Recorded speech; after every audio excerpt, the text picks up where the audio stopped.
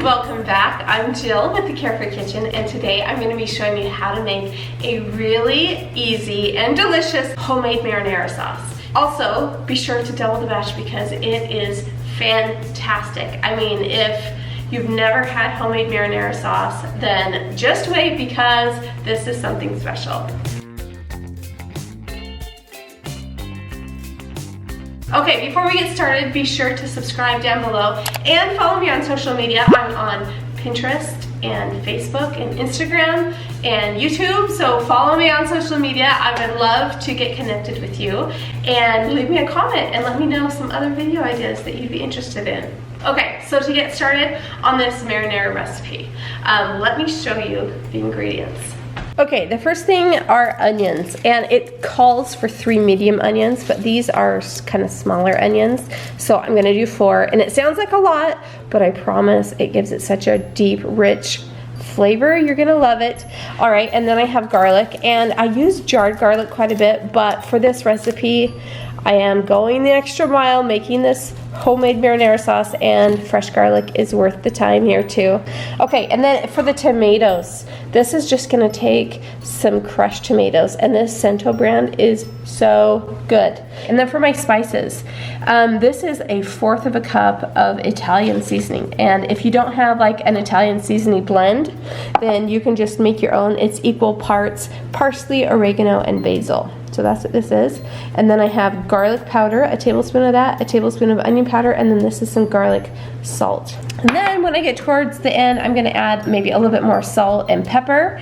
And then my next thing is olive oil. And I'm going to use, this is just a extra virgin olive oil. I'm gonna use that to caramelize the onions. Probably about 4 tablespoons is what I'm gonna use. And then this is also a secret ingredient in this marinara sauce. It's baking soda, and I'm only going to be using like 1/4 of a teaspoon of it, and that is just going to cut the acidity of the tomatoes. All right, so to get started, I'm just going to start by cutting up these onions, and if you don't like to cut up onions, you can use gloves. That'll help your hands maybe not smell so bad, or you just, I don't know, do what I do and just power through it, because this recipe is worth the little bit of extra time and a little bit of extra effort, I promise. Okay, so to cut an onion, I like to cut it down the middle here so the ends are on either side, and then just lay it flat, cut off the ends here. This one has a little bit of a blemish on it, and I'll just cut that right off. And then I'm going to just take off the outer peel here. Since there's all these layers here, I like to just cut it this way.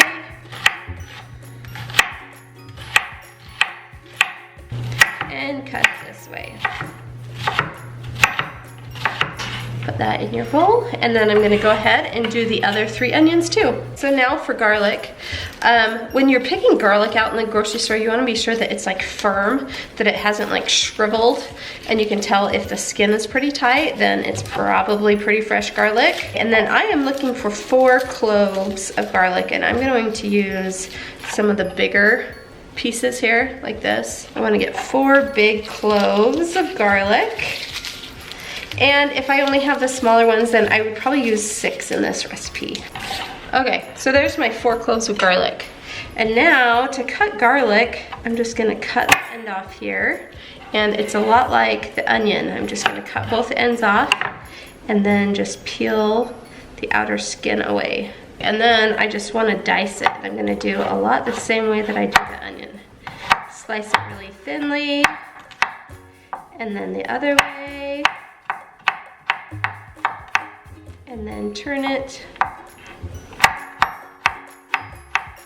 And you can definitely use a garlic press for this too, that would work great. Or I know a lot of gourmet markets are selling garlic that's already all peeled and chopped finely for you.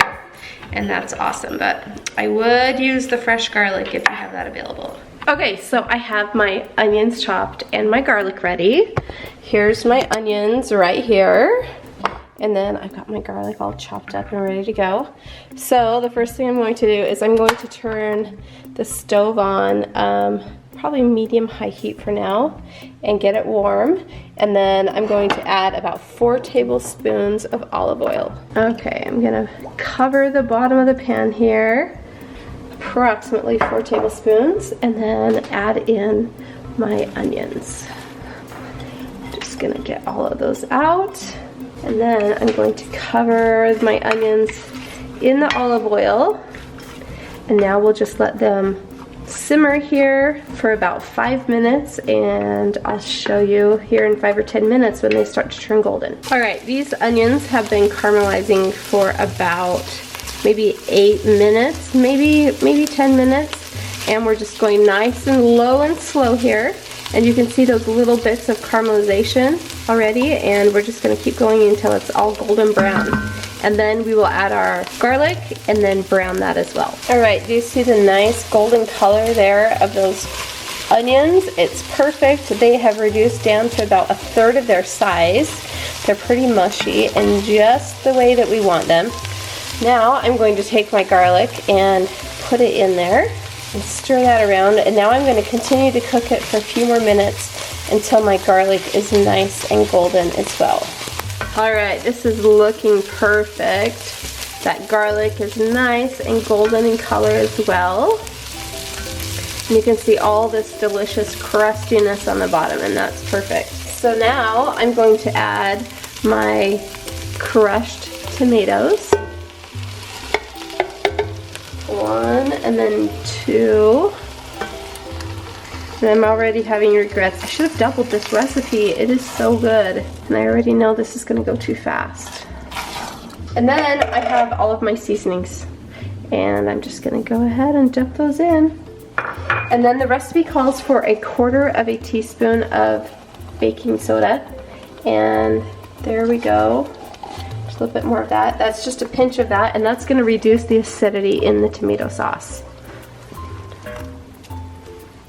All right, and then 1/2 teaspoon of salt and about 1/4 teaspoon of pepper. I'm just gonna stir this up, put a lid on it, and then I will stir it occasionally, but I'm going to cook it for about another hour or so. Okay, so here's my marinara sauce, and I've had it covered and cooking on a medium-low heat for about an hour, stirring it every, I don't know, 10 or 15 minutes. And look how thick and rich and delicious it looks. I mean, oh baby, come to mama. All right, we're gonna go all fancy here and twist this. So pretty, make that bed of pasta. And then we're gonna add some of this marinara. Look how thick and rich that is. So good. Add a little bit of Parmesan cheese. Maybe just a little bit of parsley. Look how thick and rich and amazing that is. So good. All right guys, I hope you enjoyed this episode of the Carefree Kitchen, and I hope you enjoy this marinara sauce just as much as we do. I mean, it is incredible. There's just so much flavor. Yum, yum, yum. So delicious. I could eat that every day. So good. And of course this is good on pasta, on some stuffed shells. It's good just with spaghetti and meatballs, however you like to enjoy it. All right guys, thanks so much for watching. I hope you enjoyed this episode. Be sure to subscribe, like, and follow me on social media. You can also get a printable recipe card of this recipe, and I'll attach it to this video so you can print it off over on my website at thecarefreekitchen.com. We will see you next time. Thanks so much for watching. Bye. I know there's a lot of options when it comes to marinara sauce. There's a lot of really good jarred varieties and canned varieties, but if you're looking to make a meal really special, then this homemade marinara sauce is the way to go.